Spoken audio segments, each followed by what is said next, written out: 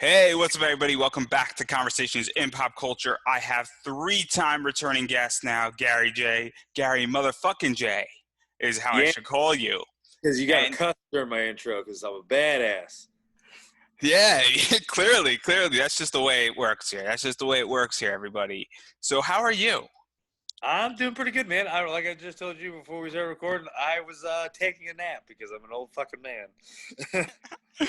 Yeah, you are sort of old, and you've been doing this shit for 17 years. And the reason why I bring this up is I just got myself one of these, everybody, the PWI Wait a 500. second, that's not me on the cover. That's horror. That's bullshit. And then this is your page. It's page 65, and you are Mr. 419. I don't know how many people can see it. I don't know how much I can show before I get sued, but Yeah. so what is that like? Because we were talking about it before a little bit off air, but I figured we would talk about it on air because it's Like I kind of a said, big deal. it- like I said, a lot of people hold that to very high regard, and I think that's cool.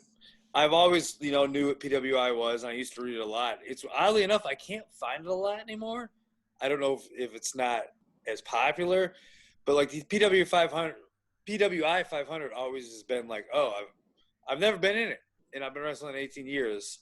I don't know how I got in it, and I just find it interesting. Not only did I get in it, but I have a fucking picture. It's very interesting. Like the whole list this year is very interesting. It's almost like they finally went, oh, we got a whole bunch of free time because of COVID. Let's just comb through the indies. Yeah, and even in your bio, they mentioned Beyond and the Discovery Gauntlet and all that stuff. And I don't know if that has something to do with it, but just to put this in retrospect, 418 is Billy Dixon, and he wasn't listed last year. And Yeah. behind you is Trip Cassidy. And Trip's been wrestling for 10 years and has been around the block, and he wasn't listed ever before. So, or at least he wasn't listed the year before. Yeah. So I think that's the best place to start with this is that it seems that this entire list is so indie focused and not listed focused, and a bunch of new guys are in Yep. it now. And what does that mean for wrestling? Because I know the PWI isn't something you live by, but it's definitely almost like a changing of the guard in many ways, this list. Yeah. Like I said, I honestly think they just had free time finally because obviously, like, since what, let's say March of fucking this year, like nothing really has been going on. You have your product on TV, which has been, so, and then you have shows popping off here and there, but nothing major has been going on. So I finally feel maybe they just started really paying attention to the indies because of like Twitter and social media is so easy. Like indie wrestling's so accessible right now. They've had plenty of time to watch it. Yeah, and to even go off of that too, because I think WWE, AEW, I guess Ring of Honor to some degree, Chikara sort of fell apart on itself, which we're not going to dive too deep into, because that's legitimately been beaten to a horse at this point. Yeah. But a bunch of the big companies are sort of putting out subpar products. They're also reining in their talent. And we look at the indie people, and you have to live now on Twitter if you're an indie wrestler. There are plenty of people like Shaza McKenzie is a great example of that, where she is killing it on Twitter, and she puts up a TikTok video and it gets a lot of attention, and it probably helps to keep her career somewhat afloat as well as her merchandise. Yep, And exactly. Because right now we're at a time and age where like your in ring definitely to me should matter 100%. Like I'm first and foremost an in ring performer. Like, but I also know the game is continued with like social media and promos. It's all like you got to be a complete package nowadays, and especially if you're not wrestling as much now because of the COVID in the area, or you don't feel comfortable going to shows because you just don't feel comfortable. You have to somewhat stay relevant, and like with social media, you can stay relevant. yeah, and then we obviously spoke about 6 months ago, back when all this started in March. I think we spoke March 25th or March 27th, a while back. And this is kind of, you're the first person that started all of this. And Yeah. when we were speaking, COVID just hit. And it's gotten very interesting because from March to about June or July, everything was shut down. And Yep. then things started to come back, and now things are back shut down. And so what has that been like, especially in St. Louis, in that area, and Uh, wrestling, and the big guys can well, play? sort of like achievement wise?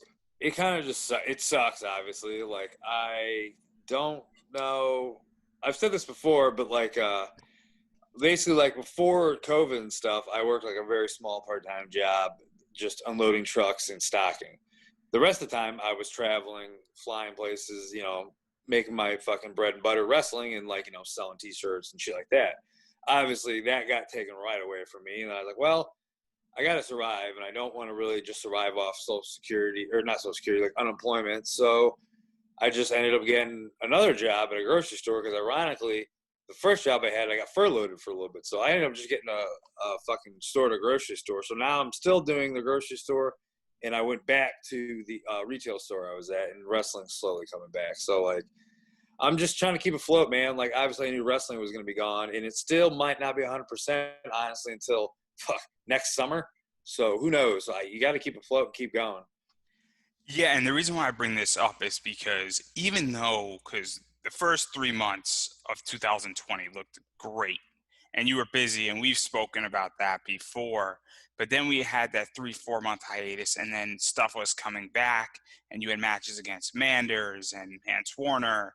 And what were those matches like? Because those matches were fun, they were exciting, and obviously both of those guys are great guys to wrestle, and people like them, and they were fun matches, and it was almost a return match type of vibe in both of Yep. those matches. And so what was that like, having that time off and then getting back in the ring and sort of everybody being responsible, or as responsible as they could be, but also for you as a wrestler to kind of come back home a little bit, because it's a weird mentality and it's a weird situation right now with that.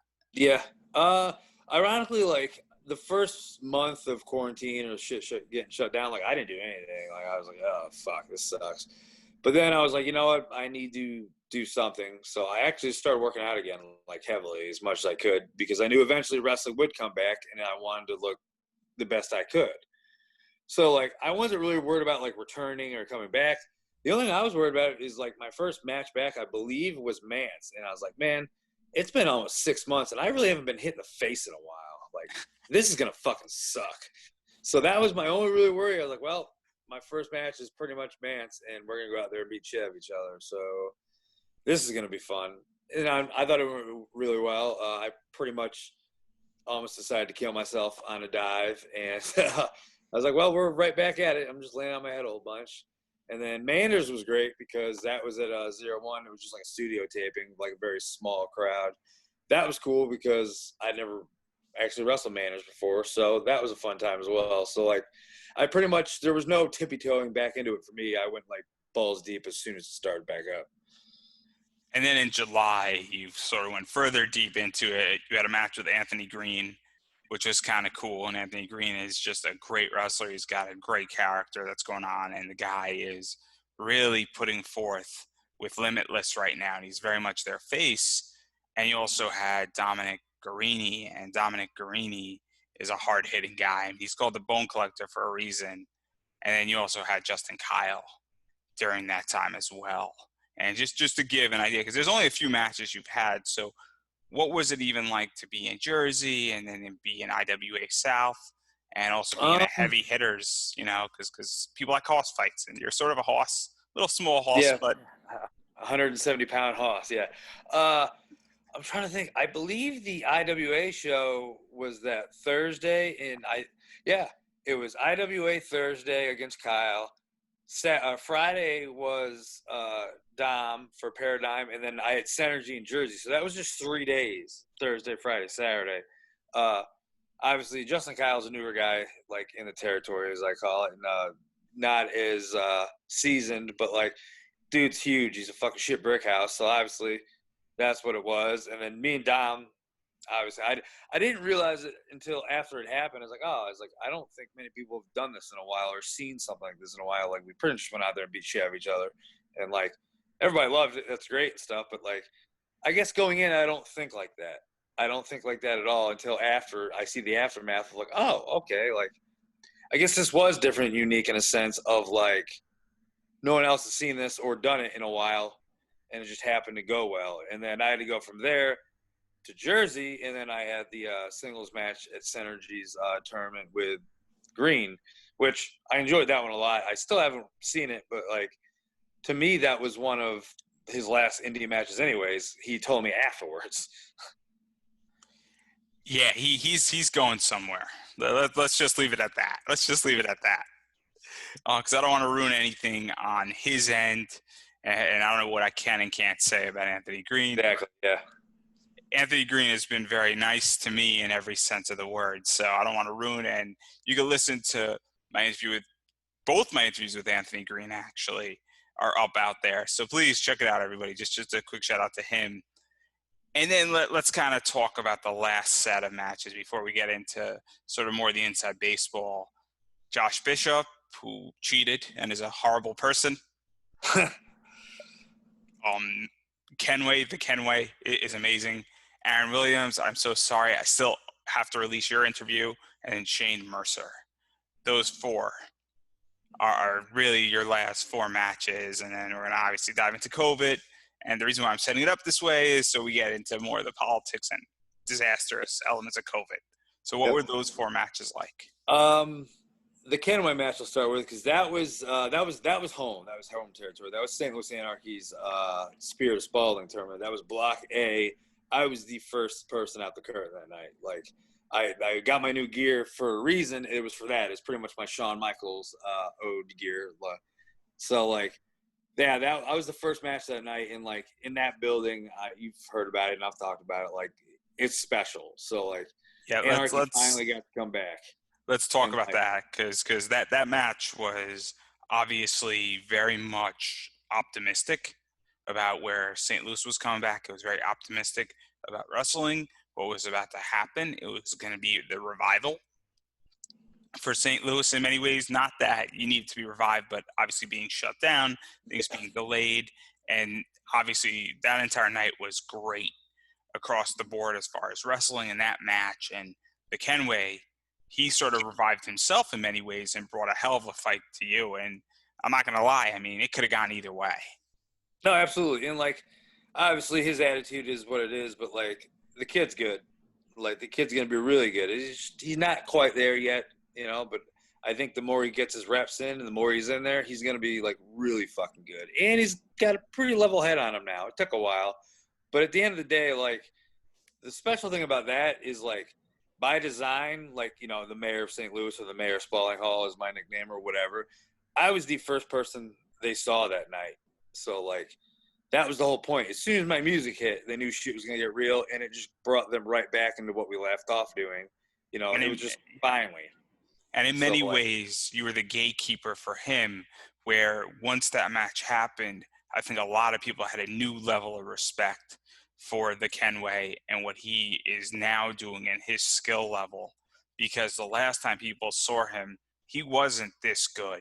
He really wasn't. If we're going to call it out and say what it is, and he brought a real fight and he brought a real sense and a real skill level into the ring. And I think that's something that you, to use the wrestling team, put him over a little bit, but still won your 2 points.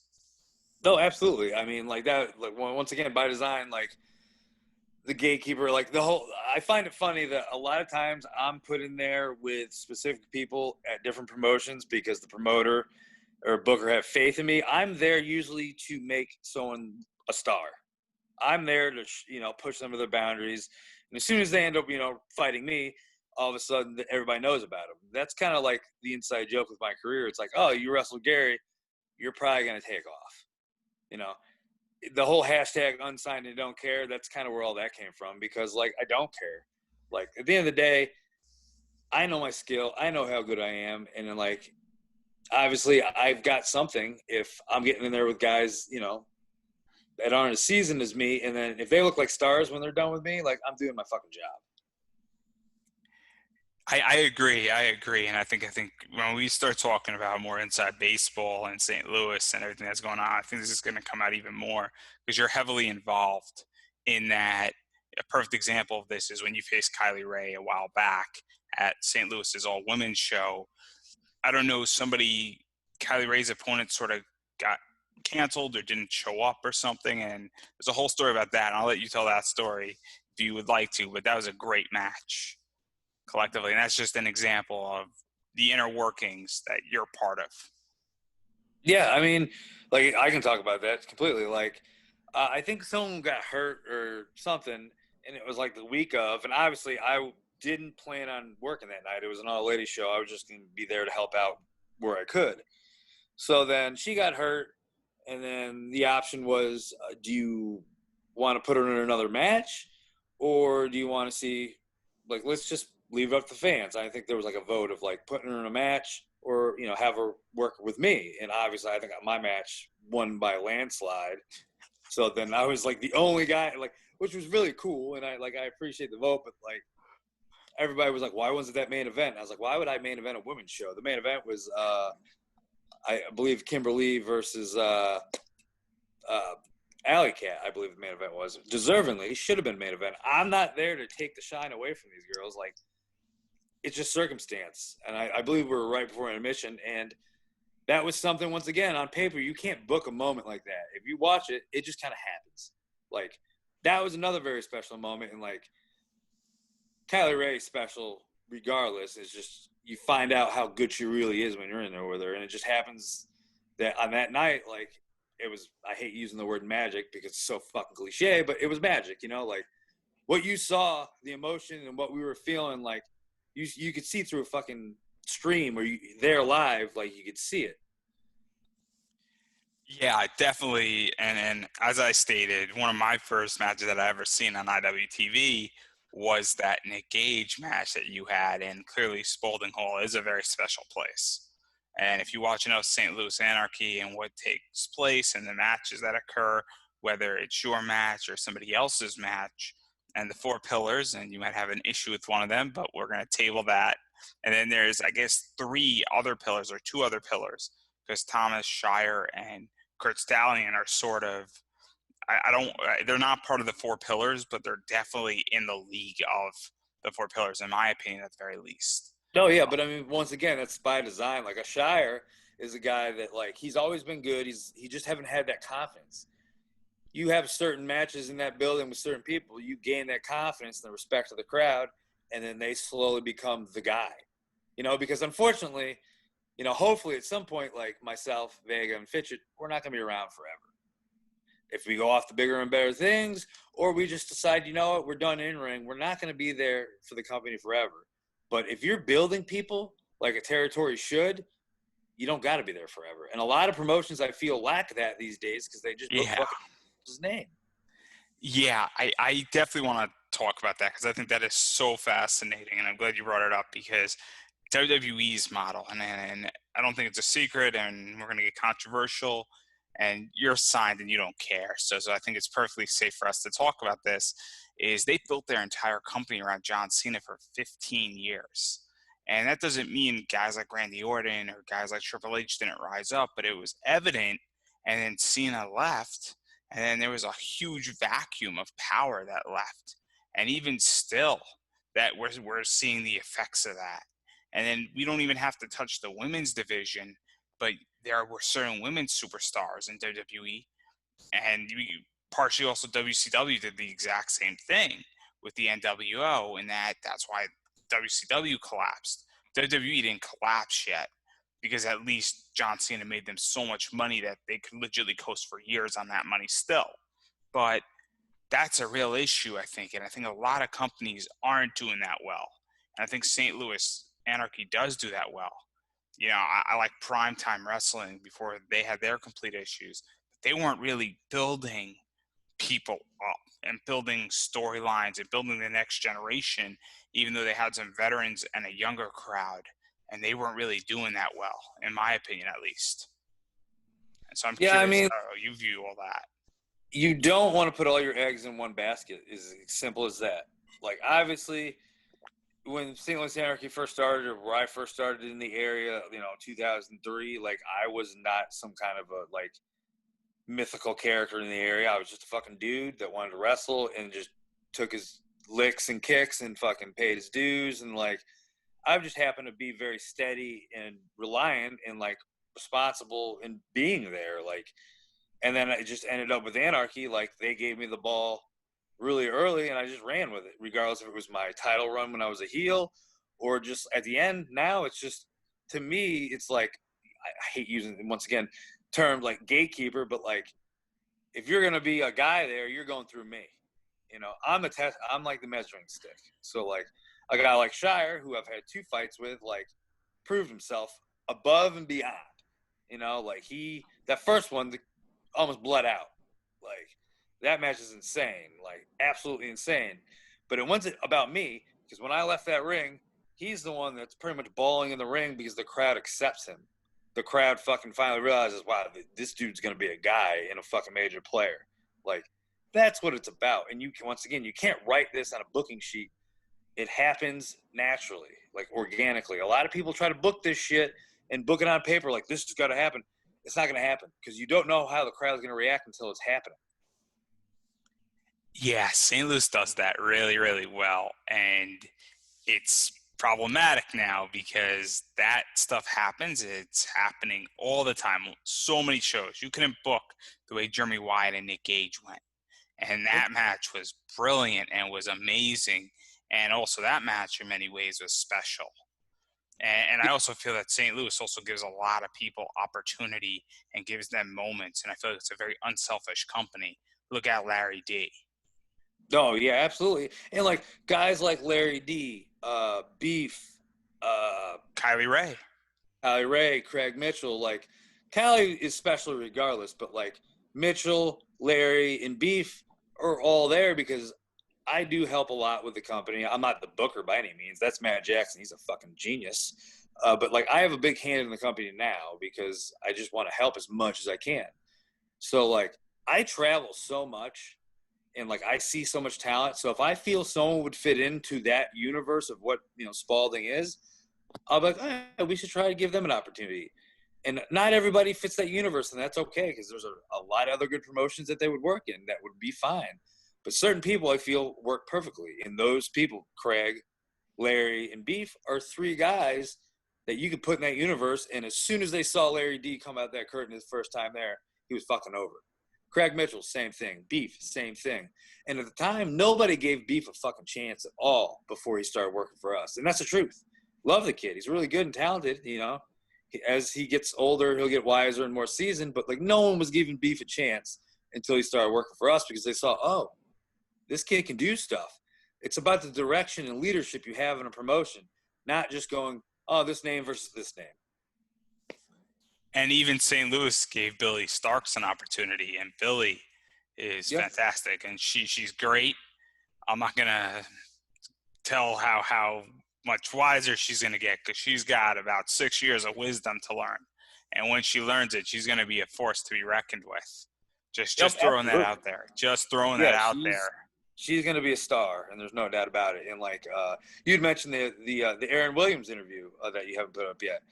Aaron Williams is just like me. He's the Ohio Gary J. To me, Aaron Williams is the best fucking wrestler from Ohio. So like, and we're pretty close, and like we talk daily, and like that dude can cut a promo. He can work, and his work's really good. It's just like he's another guy that like. I was like, yeah, we got to get him to Anarchy because he wants it. He's as hungry as me, and he's been wrestling as long as me. He deserves to be seen by the right people. And it hasn't quite happened yet, but he's another guy that once he fucking blows up after, 18 years of wrestling, it's going to be worth it. Like, he's a guy that you see his name on the card, and you automatically know, I got to watch this match because it's going to be fucking good. And to talk about Aaron Williams, he has a great story in my interview with this guy. And we go old school in it. And so when everybody checks that out, this is going to be spoken about. And Mox is very interesting. And they go way back in Ohio. Way back. And I don't think he's in PWI 500 this year. No? Aaron? Probably not. Aaron's in it. Oh, is he? I think for the first time also. It's so weird. I'm actually looking it up right now, everybody, just to prove the point. I hope he is, but yeah, it's like there's a guy that like he's a star too, He just doesn't get the chances that everybody else gets, and he just works as hard as he can. Yeah, I think he's in it. He's in the late 60s, from my understanding, and between 60 and like 68 at page 60 and 68. But another guy, yeah, and then I know you two have had a bunch of matches with each other, and those are always crazy. And I also like when Aaron strips. I think it's just funny. Are we talking about the same guy? I'm Planet talking about, Williams? yeah, okay, yeah, okay. I Yeah, was gonna he say, comes out with like the horse jockey now when he gets angry in the ring, right? oh yeah, and He starts taking it off, and then like the more angry he gets, and the yeah, more in the match, it's brilliant. It's yeah, a brilliant thing. It's so yeah, good. yeah, And it's sure. so over. It's so over. It's unbelievable. And that's kind of one of the things that St. Louis is very cool about, where when he first came and then this started happening, it was so organic because St. Louis Anarchy has such a unique audience, both in the crowd and online, even more so online. And so what is that like for you? Because people love you in the crowd, but I think there's even more love and more support and more enjoyment on Twitter. And we were sort of speaking about social media before, but wrestling now, say the Spalding Hall can only hold so many people, Yeah. but the internet is so much larger. And so what is that like for you? It's cool because, like, obviously, when I first started wrestling and doing stuff, social media wasn't a thing at all. You fast forward so long later, like now, obviously, you have live streams on IWTV, and like they help tremendously because that's like instant gratification. As soon as you're done, people have already seen it because people are watching the stream, and like the community that is, Anarchy Atmosphere goes for in the building and then people all over the country or overseas. I know there are people that watch constantly from overseas, and it just amazes me that they'll stay up until 3 in the morning their time because that's when the show starts. You know, it blows my mind. It's great. It's good to know that like people's hard work has paid off when it comes to like branding a fucking promotion in a company, and like now we're just kind of reaping the benefits. But obviously, like lately we've had to shift game plans constantly because of fucking COVID. Yeah, let's talk about that because we had Block A Show 1.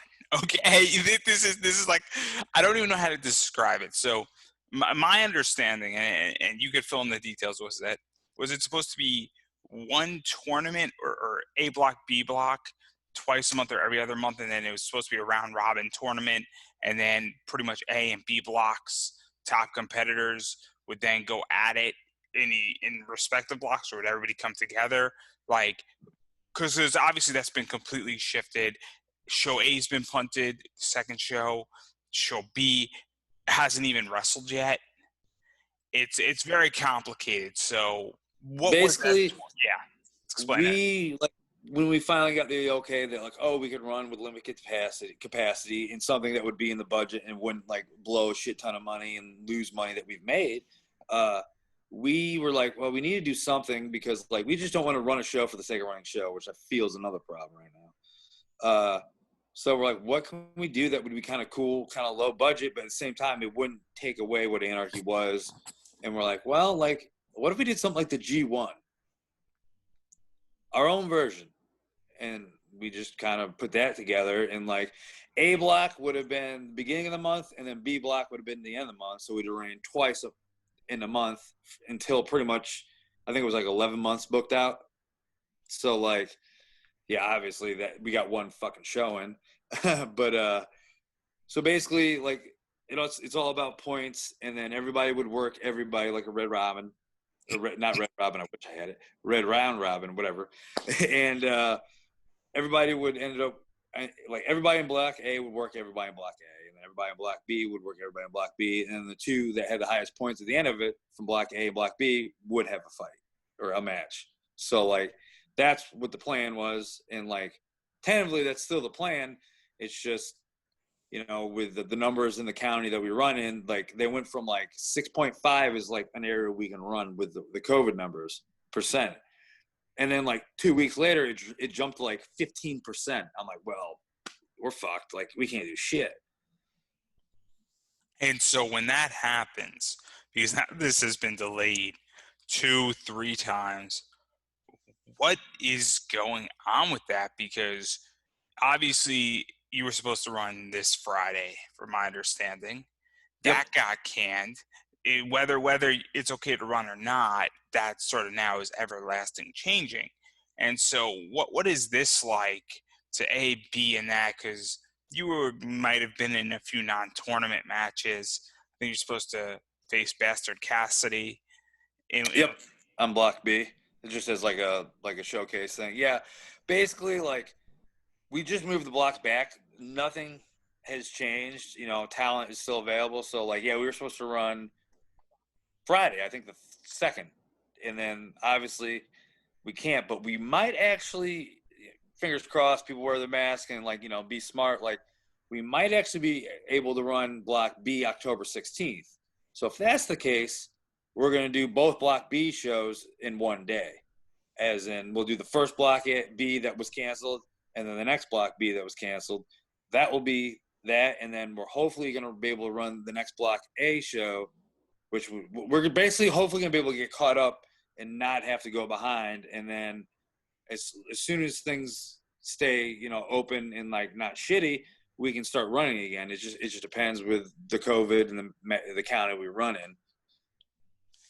And so, how is that going to work with streaming, or are you not so concerned anymore about streaming all of that stuff? If you know, because is it going to be a double header streamer like BLP is doing, or I don't.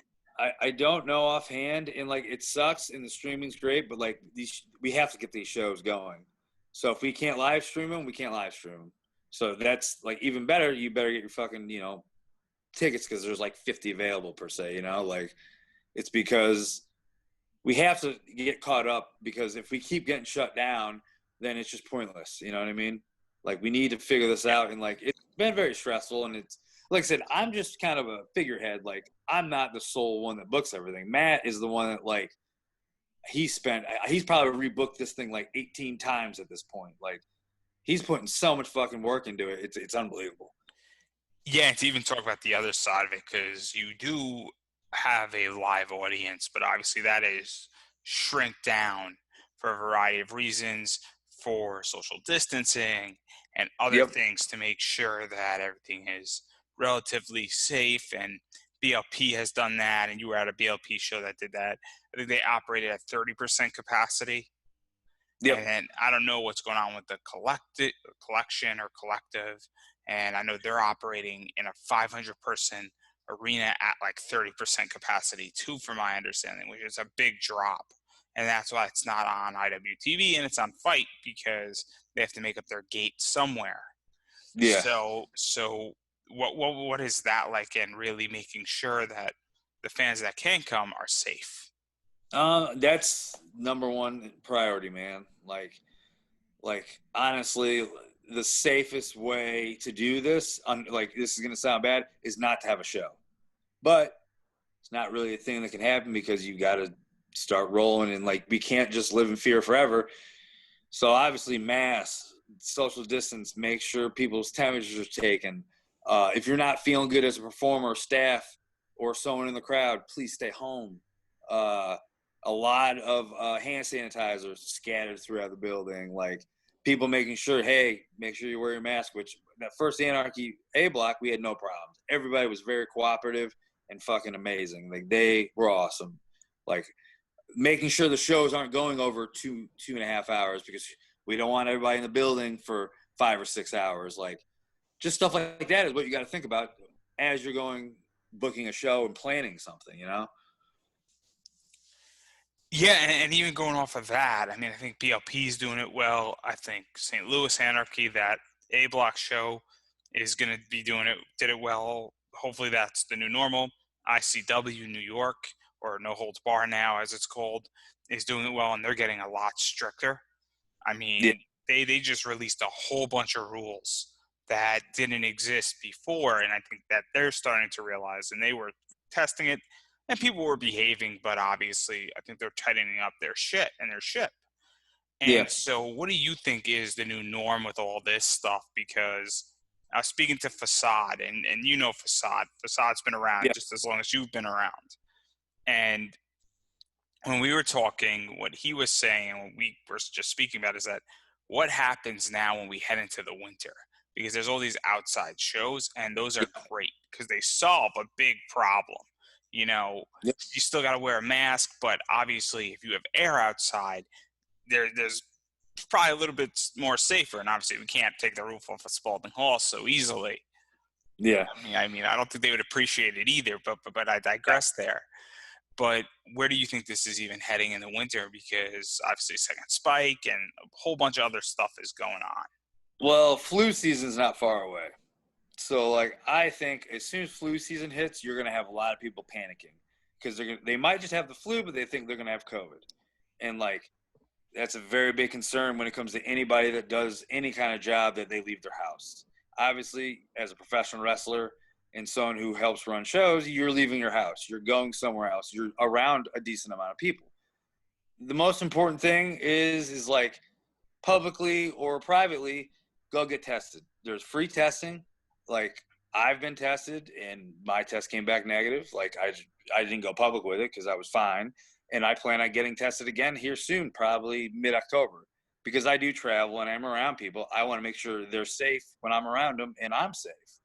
So I feel go find your local place. I think like I said, CVS does it around me. I go get tested for free. It's easy. You make an appointment for like a day or two later, and my results were back in like 2 days. It's not that hard. If it's something you really want to be a part of, you do your due diligence and you do your work. And if you don't want to be a part of it, then don't leave your fucking house. You know, like, and as the season goes on, it is going to get colder. These outside shows aren't going to be a thing. So I honestly think people that don't have like a long-term game plan are probably not going to run again until next year, because the cases will go back up, because this thing's not going anywhere until probably a vaccine, or at least second to third quarter of next year. Once again, my opinion. So if you have long-term plans, but you don't know how to get to them, then you're kind of fucked. So when it comes to Spalding and like Anarchy, that's why we chose to do 50 limit capacity. If we did 2 shows a month, we'd be fine as long as everybody keeps up with their own shit. And we obviously know it's going to happen. Wrestlers and staff and fans, they're going to get this thing. So please don't come to the show. Like, we will figure out the card if you happen to get COVID. Just like if I got it, I'd go, you know what? It sucks, but I saw this coming. It's going to happen. No way around it. So at this point, I think everybody's going to have it or has already had it before it was really big in like January and February. Like, I think I might have already had it, but it's one of those things where like you have to keep very open-minded and use your brain before you make any of these decisions. Yeah, I agree. And we obviously see WWE doing it one way, and I think they're doing it for a variety of reasons. I think that they're placating a little outrage. I also think they're trying to do something cool with the fans. I also think they're really making sure their superstars are safe. And I think that they have certain superstars that might have demanded this, that they need on TV, and basically sometimes the employees or your contract workers have more power over you, and will they adapt it? And it's very cool what they're doing with those virtual stuff and the virtual Yeah. seating. And I think it's smart. I actually think it's going to be way cooler than actually going to an arena to some degree in many ways. Oh But yeah, definitely. It's made it more watchable for me. yeah, and then also, I don't know if you've gotten a chance to participate, but it's actually very interesting. I know people who have, I haven't, but it's a very different viewing experience when you're sitting and you're almost seeing yourself to some degree on television. It's very cool, and it's kind of a cool like little bucket list type thing that creates an environment in a Yeah. way. And so I think a lot of companies are going to be getting very creative on how they bring content to their fans, especially as we dive deeper. And I'm curious what you think, going even beyond COVID. How do you think this is going to change wrestling? Because you've been around 18 years doing this shit. And obviously, we've gone through many changes in wrestling. And I'm sure you've seen a few generations of change. And this is sort of, I guess, third or fourth one at this point. So, where do you think wrestling goes moving beyond COVID and the I COVID? really think doing more online ticket sales and not dealing with cash at all is like a big thing. Because if you think about it, cash is dirty as shit. It is. Like, you don't know where it's been. You can think about where it's been, but obviously, I think like a lot more like online ticket sales and not dealing with actual cash. I think a lot more people maybe just wearing masks, like even if it's not required. Like maybe just more people making sure that they have hand sanitizer. I think it's kind of one of those things where like just making sure that your housekeeping's good, you know, like shit's like super clean. And if you're dealing with something like a wrestling show and a lot of people when things go back to normal, just making sure that everybody's got their space still in a way, and like nothing's too crowded, and just kind of really magnifies the fact that like you got to make sure everybody's doing their part. Yeah, and do you think that even wrestling interaction with fans, how do you think that's going to go? Because obviously social distancing, and I used to go to a bunch of wrestling shows. I obviously live in DC. I mentioned Primetime Flying V. And Yeah, after the show, you go buy a T-shirt, and then you obviously want to take a picture with somebody because people like putting that up on social media. It means a lot to fans. And so, yeah, how do you think that's going to even be dealt with? Because it's going to be very interesting with masks and all that stuff, and that interaction. And obviously, if we go cashless, that helps tremendously. But and there's technology and ways around that, Squared or yeah. PayPal, things like that. That's solvable in that regard. But what is the solution in that, and where do you see that going? I really don't know. Like that's the interesting part. Like personally, I think it's all up to the wrestler and the fan. If you're going for the interaction stuff, like it's up to that fan or wrestler to if you want to take a picture with somebody and like high five or do a pose or whatever. Like that's up to those two individuals. Like you can't really tell what's going to happen when it comes to stuff like that because it's each person's own choice. But I mean, that's when I think it just comes to like people just Yeah. need to stay home. They don't feel good. Like people should probably keep up with their hygiene and I like all common sense stuff. But like you really start nitpicking it now, and you're like, yeah, this stuff like really needs to be like addressed because when it comes to wrestling, it's crazy the people that come to the shows, which is all great. They're great fans, but like unfortunately, you have to nitpick about a lot of this stuff now because you don't want shit to spread. Yeah, so for those who know, I come from the Comic-Con anime world. And this has been a question, and I've asked it, and I'm sure everybody's sick of me asking it, is that what happens with cons and what happens with all that stuff? Because in the con world, there's very few wrestling shows that bring in over 20,000 people in the world. Yeah. Very few. There are a lot of anime cons that bring in that number. And so it's been proven now that, and people always knew cons were never safe. Because when you have 20,000 people in a venue that isn't big or more, or even at a football game, you have 80,000 people. If somebody or a group of people has something, it's going to spread, and it spreads it more inside. Oh And yeah. obviously, I don't know how many people fit in Spalding Hall, but obviously, it's if two people have COVID in Spalding Hall, it's not going to spread to all 500. It just physically can't, but it could spread to 50 people relatively quickly. Yep. And 50, it shouldn't spread at all. That's the thing. Like Yeah. you don't. I don't want anybody to get it. At the end of the day, like I know younger people rebound quicker, and if you're asymptomatic, you don't even really have any symptoms. But I know people have lost family members because of it. So like, you got to take it serious. Like even if you don't want to wear a mask, just look at it as I don't want to be that dickhead to get called out for not wearing a mask. Just wear a mask, do your part, be an actual decent citizen for the fucking day or the 10 minutes you have to wear it. Yeah, no, I agree. I agree. I think, I'll say it openly. I think it's been politicized, and I think it's been very much demonized when it shouldn't have been. I also think though that, if you're in the bathroom taking a shit, you don't need to wear your mask. There is reasonable positions on this where if you're at a Yeah. wrestling show sitting in the front, row, and you're eating your hot dog, nobody expects you to wear your mask, everybody. Or if you got a beer and you're sipping your beer for 5 seconds, Yeah. nobody's going to yell at you for that. And if they do, you got to politely say, look, I'm sipping my beer for 5 seconds. Yeah.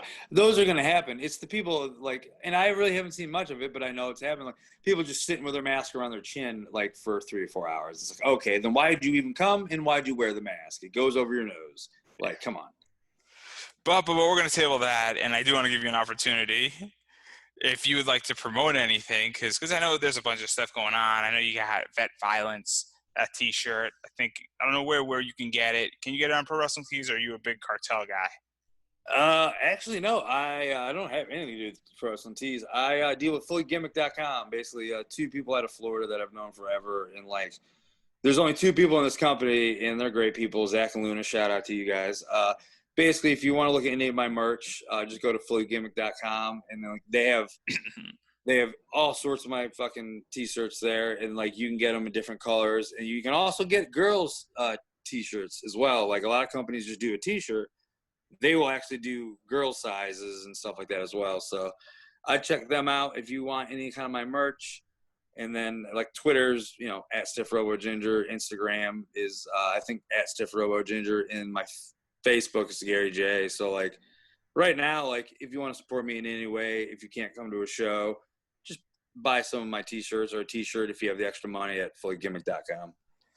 And when is St. Louis supposed to come back, or be back, or hopefully be back? Fingers crossed. Fingers crossed. We hopefully can get B Block knocked out October 16th at Spalding Hall, which would be a Friday night.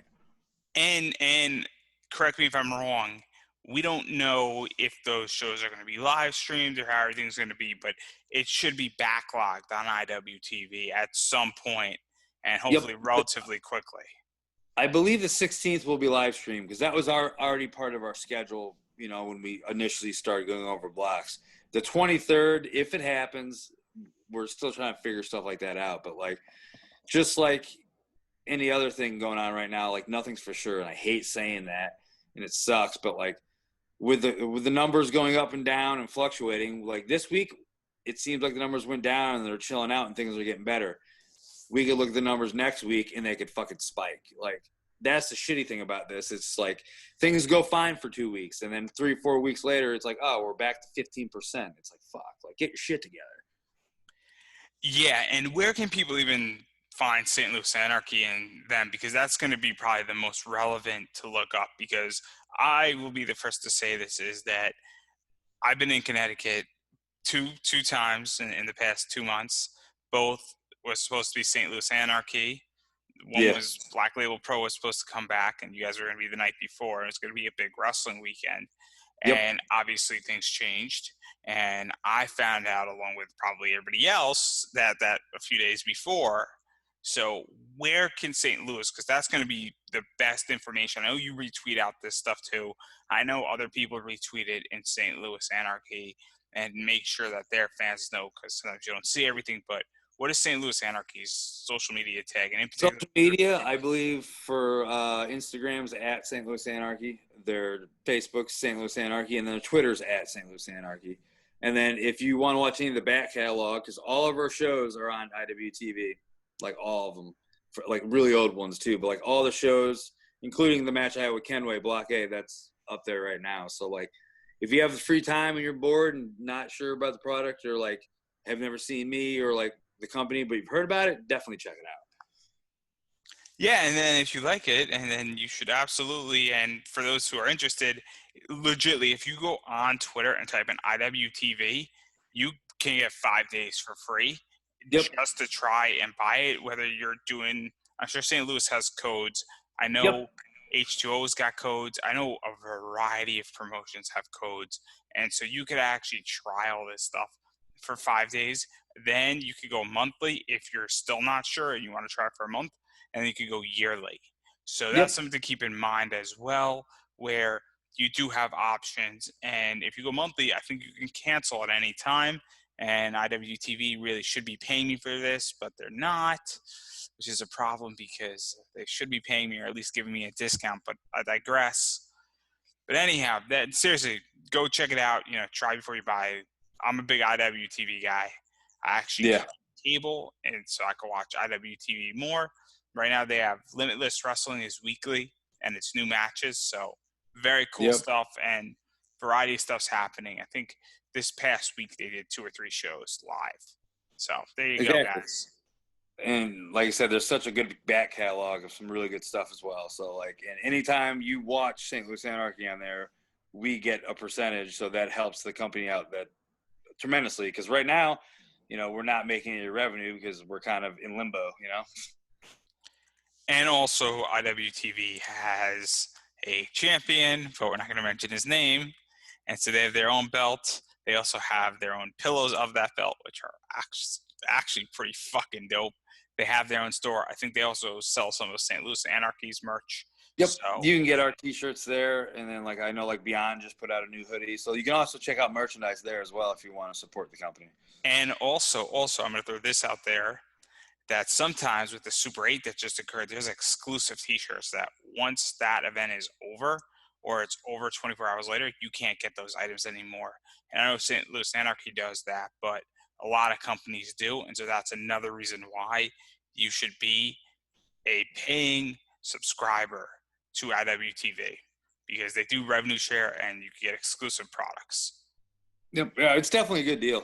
I have it myself, so it's one of those things where it's good to have if you're an independent wrestling fan or just a wrestling fan and you're sick of watching Slapjack on Monday Night Raw. And you can actually link it up to your Apple TV, and I think your subscription, it's not going to cost you any much more money if you link it up because you already paid for your subscription and you can watch it through Apple TV. So if you are into Apple TV or you're into Android, they have an app for that as well. And I'm sure Android, I'm not familiar with Android. I have a Mac, everybody, but you can do that too. So there's no excuse anymore. So there's no excuse. And I've been saying it collectively because we're about to wrap up here. Unless you have anything you would like to add. No, not really, man. I've pretty much got everything that we talked about. I'm good. So we're wrapping up here, but I've been saying it to every interview I do, and this one's no exception, that at this stage, you should support Gary J, buy his fucking t-shirt, buy his merch, buy whatever he's selling. Fully gimmick, right? Fully gimmick Gary J. I think if you type it in there, it'll come Yep. up. That's the best way how to support him right now. And if you don't have money, money's tight. I get it. I understand it. We're all in this together. Believe me, if you think people are doing well, there's a good chance that they might be doing just fine.